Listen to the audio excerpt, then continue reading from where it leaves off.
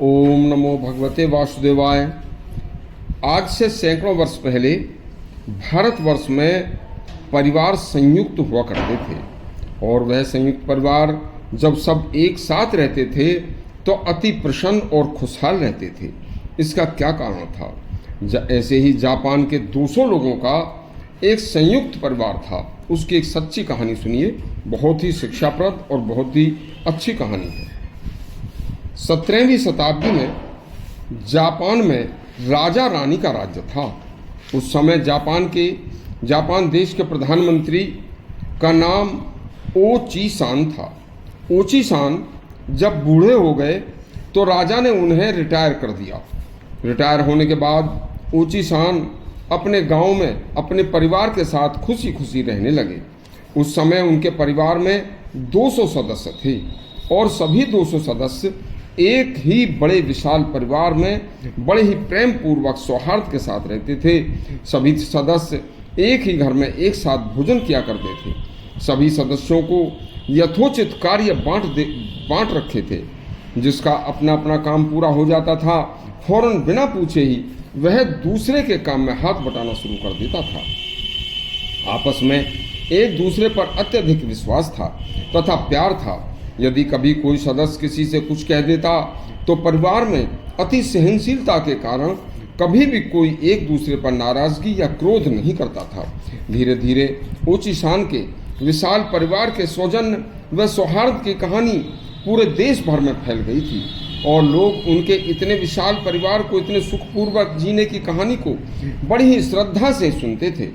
Japan के सम्राट योमोतो ने जब यह विचित्र बात सुनी तो उनके आश्चर्य का ठिकाना नहीं रहा। राजा इस सत्य को साक्षात देखने के लिए अपने निवर्तमान मंत्री के घर एक दिन स्वयं गए तो बूढ़े मंत्री ओची सान ने अपने परिवार के साथ सम्राट का भरपूर स्वागत किया।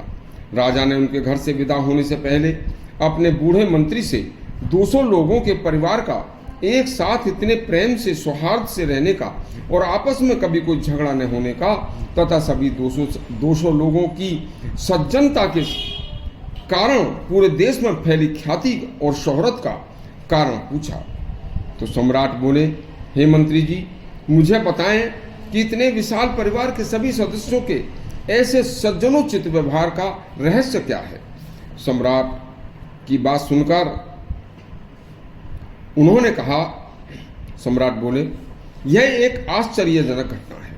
एक ही परिवार के 200 लोग और उनकी पत्नियां और बच्चे एक साथ घर में रहें और एक साथ रहकर एक ही जगह भोजन करें तथा अपना अपना कार्य लगन के साथ पूरा करते हुए कभी एक दूसरे पर नाराज न हो।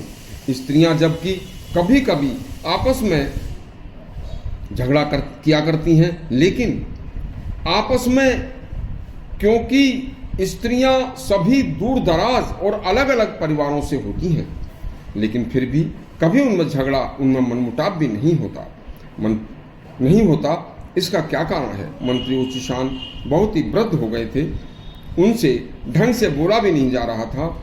सम्राट की बात सुनकर बूढ़े ओची सान ने अपने पोते से इशारा करके एक कागज और एक कलम मंगाया।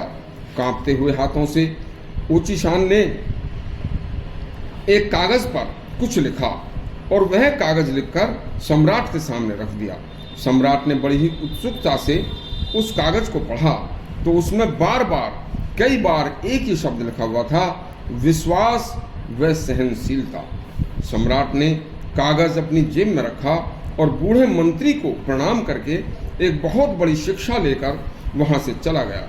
जिस परिवार में एक दूसरे पर विश्वास व सहनशीलता होगी वह परिवार पृथ्वी पर भी स्वर्ग के समान होगा। वहां हमेशा सुख और शांति बनी रहेगी। यदि आपको यह हमारा प्रसंग अच्छा लगा हो तो हमारा चैनल सब्सक्राइब करें और घंटी दबाएं। धन्यवाद।